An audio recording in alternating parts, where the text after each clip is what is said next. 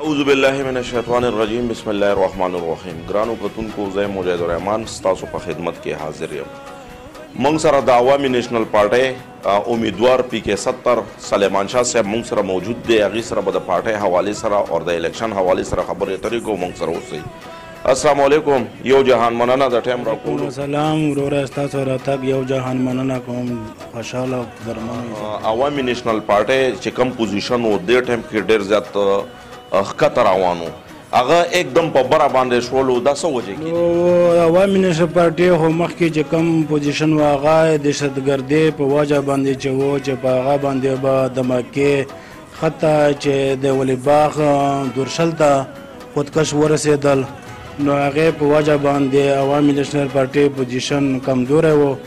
اوس الحمدلله حالاتو بهتري راغله عوامي پارټۍ پوزیشن امید کوو چې انشاءالله را روان حکومت و په صوبه کې د عوامي نیشنل سلیمان شاه صاحب که تاسو الله دې وکړي ستاسو ډېر زیات خدمت دي الله دې وکړي چې ته په اسامبلۍ کې کښېنئ که په اسامبلۍ کې تاسو کښېنستئ نو ستاسو به مخکې څه لایې عمل نو که الله وکړل و مونږ اسامبلۍ ته لاړو نو مونږ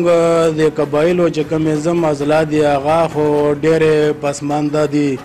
و د امن پکې نشته نو مونږ به د امن لپاره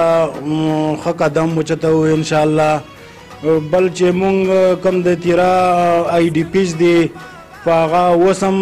واپسې نه ده شوی حالان کې باړ هم لګېدلی دی د تګ لارې ولا تګ لارې هغه هم بند شوي دي چې کومې د غلا لارې وې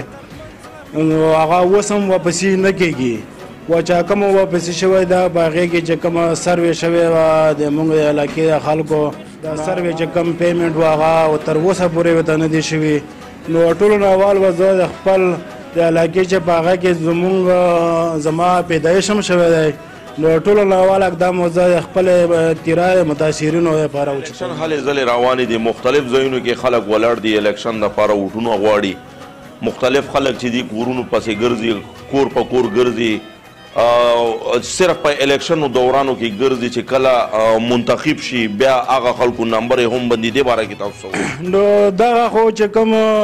ممبران منتخب شي هغو اول د عوامو سره وعدې وکړي چې موږ به دا کوو موږ به هغه کوو دا به درله راوړو هغه به درله راوړو خو هغه ته بیا د خپل منشور نه واوړي او هغه کار نه کوي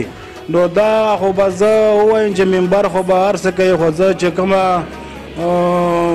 مطلب کمزوري به ورته وایي چې کمزوري د عوام ګڼم چې هغه داسې خلک منتخب کړي چې هغه بیا خپلې وعدې سر ته نه رسوي و چې عوام کومه پیسه ده په هغه باندې خپل ځان مضبوط کړي د روان الیکشن لپاره ځان پې مضبوط اوس په دې ټایم کې ستاسو کمپینونه هم شروع دي ستاسو پروګرامات هم شروع دي ستاسو د حلقې پوزیشن څنګه دی خلک تاسو سره مرسته کوي یا نه مونږ خو خپل کمپین جاري ساتلی باچا خان پیغام مونږ کور کور ته رسوو کوشش کوو چې هر کور ته یې ورسوو نور هغه د خلکو خوښه ده چې آیا هغه مونږ له ووټ راکوي یا یې نه راکوي نو انشاءالله امید خو شته دی چې څه نه څه ووټ به مونږ خلکو یې عوامو ته څه میسج ورکول غواړې چې عوامو ته څه ما خو خیبر عوام بلکې ټوله پښتونخوا عوامو ته دغه پیغام دی چې په 8 فروری دی ټول راووځي او سیاست مضبوط کی جمهوریت مضبوط کی خپل ووټ دی پول کی پر ورواله هغه که هر چا ته ووټ ورکوي خو په کار دی چې په امن او اصلاح په طریقه باندې خپل ووټ پول کی